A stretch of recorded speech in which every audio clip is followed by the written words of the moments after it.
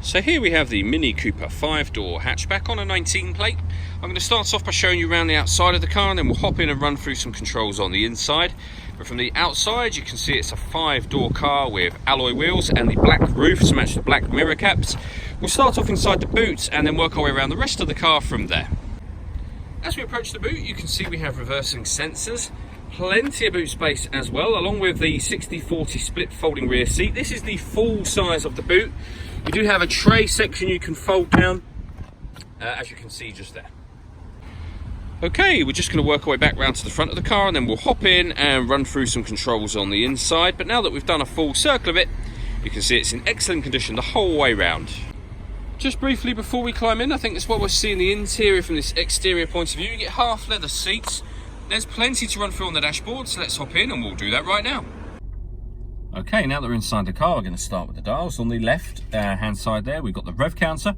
In the middle, we have the speedometer, and on the right hand side, the fuel gauge. Also in the middle, you can see the total miles for this car, which are 2,148. You can change the information that's displayed above that by pressing a button on the end of the indicator stalk for various different bits of trip computer information, or you can have a digital readout for the speedometer displayed there permanently, as you can see now.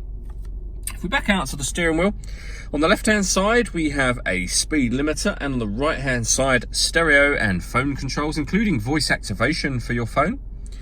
Over in the center is where you would pair your phone up, that icon just there, and then manage mobile devices, connect new device, and then just follow the instructions on screen from there. Now you've seen that it's a touch screen. You can either use it as a touch screen, or you can navigate around everything as I'm doing now using this dial just here and the buttons directly above it. So we're on the main menu at the moment. If we wanted satellite navigation, for example, we'd rotate the dial round, we push it down when we want to enter any one of those screens. And you can see the satellite navigation being displayed there. There's a full video on our website showing exactly how this satellite navigation system works. We got our music options available here as well. So DAB and FM radio. We can stream our music wirelessly via Bluetooth audio. We've also got USB input as well. So plenty of ways to listen to your music in this car.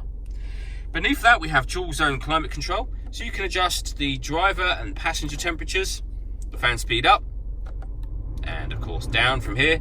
You can determine where you'd like the air to be distributed. When you're happy with all of those settings, that button turns the air conditioning off in this case, or back on.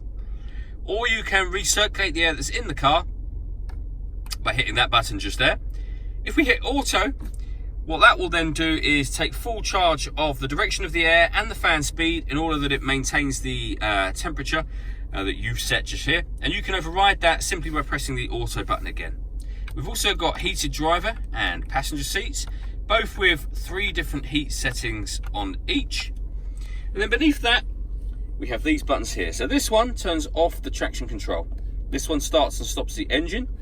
And this turns off the stop and start. So this car is designed to cut out when it's stationary in traffic, which will save you fuel. You can turn that system off from there. We have a 12-volt charging socket under this cap, and the USB input at the bottom there. And then the gear lever for the fully automatic gearbox. All that leaves me to say is thank you for taking the time to watch this video. If you'd like to come and see the car in person and have a test drive, please feel free to call any of our MJA sites. We'd love to hear from you soon.